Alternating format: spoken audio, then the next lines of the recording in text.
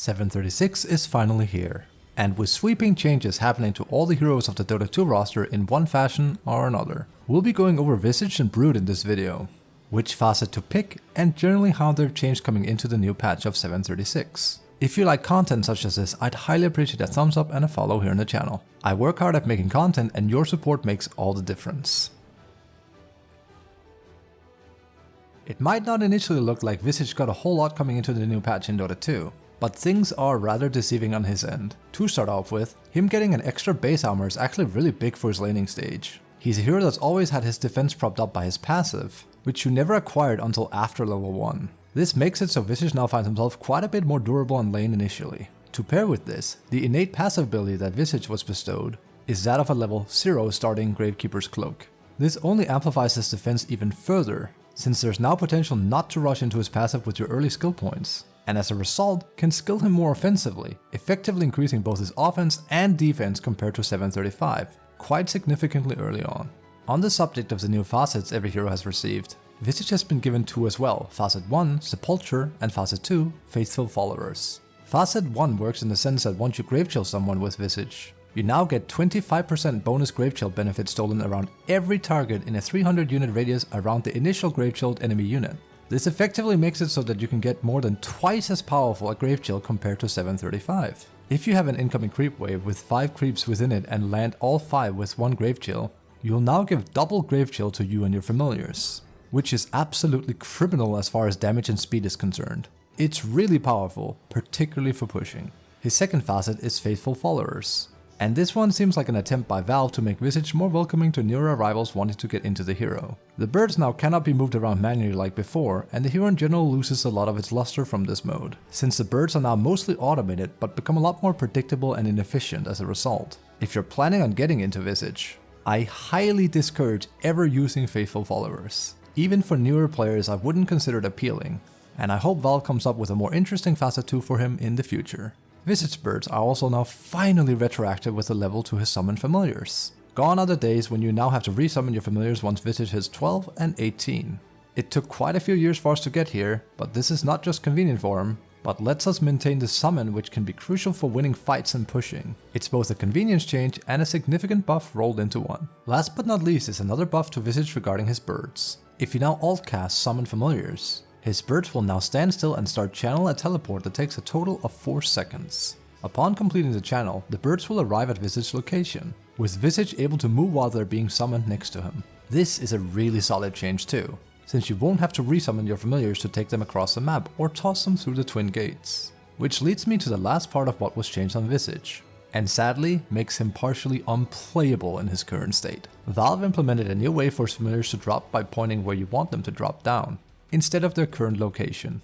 This has had the unfortunate side effect of messing with the hero, because while you can change out of this mode by autocasting Stoneform on the familiars, you have to do this every time you resummon the familiars again. Worse yet is that by trying to revert the familiars to Stoneform like they worked in 735, it breaks Visage's Stoneform command over them, so that you can no longer issue them to drop down when you want them to. This becomes crucial in scenarios where the birds get silenced, but can still dig into the ground because Visage will be the one to issue the spell, which means they'll drop down despite being silenced. As it stands, this bug makes it feel really wonky and bad to play Visage, and hopefully it gets ironed out relatively quickly. Once it's been fixed, Visage will be a force to be reckoned with.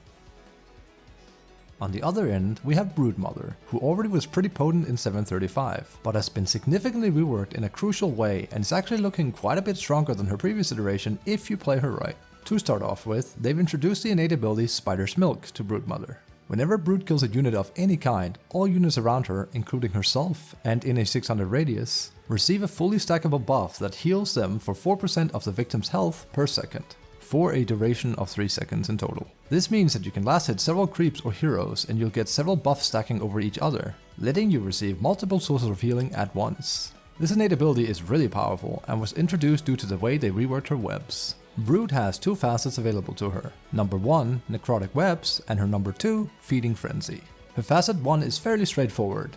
Enemies located within any of her webs will have 10, 15, 20 or 25% health regen reduced, depending on the web's current level. It's a decent facet that can actually make her quite potent at dealing with particularly annoying tanky heroes that regenerate a lot of health quickly, such as Bristle, Pudge, and Alchemist, just to name a few. Her second facet makes it so that Insatiable Hunger now applies the bonuses from the ability to all of her Spiderlings as well. This one is seriously juicy.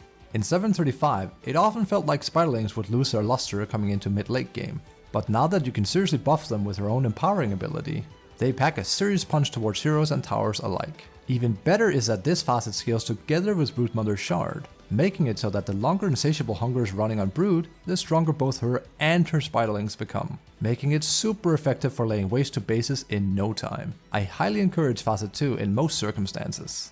It's a bit harder to play around with and learn than Facet 1 is, but it has some serious bite to it if you make good use out of it. Her webs saw a significant change in how they work coming into 736 as well. She has now regained the power of walking fast in her webs, as her movement speed inside of them no longer is determined by her HP pool dropping down. This makes it so Brood is a whole lot slipperier and harder to kill in almost all stages of the game compared to before. The caveat of this is that she took a hit in the regeneration department.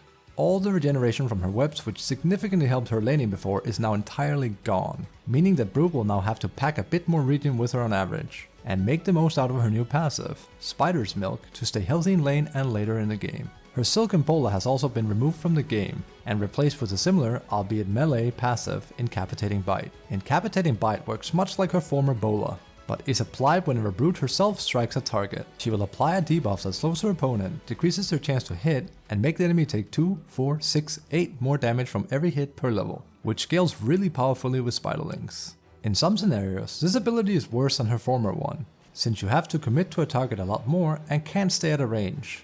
But it has the potential to do a lot more damage, especially once Brood is in a position of a BKB and can plow through target after target. It's also worth noting that she now farms significantly faster from this passive compared to before. Her ultimate, Spawn Spiderlings, received an interesting change to it as well. Spiderlings are now the only type of spiders that she can spawn, with spider rights having been entirely removed from the hero, which is a buff really. Spawn Spiderlings now also slows for a large percentage once it connects to its target. This change is definitely due to how they took her Silken Bola away, and now tied her range slow into her ultimate instead, combined with Incapitating Bite. The Spiderlings had their health slightly reduced, which is largely insignificant when compared to the fact that you now have a much greater amount of them due to the removal of spider rights. Her talents had some slight changes, mostly to reflect the change in her abilities as a hero, with all of them still looking very solid and viable. I highly encourage people to get practice in with both of these heroes. They're really powerful coming into 736 so far, and with so many characters right now fluctuating in win rates, it's only a benefit that Visage and Brood alike are flying under the radar currently, so that they might not be touched by the initial nerfs at all. If you've ever wanted to pick up one of these two heroes, now would be the perfect time to be getting into them. Both of them are very unique, and when mastered properly, will net you a large amount of MMR for playing them successfully in a game. I hope you're all enjoying 736 and getting used to the many changes so far. Best of luck in your ranked and unranked games alike, and thank you for watching.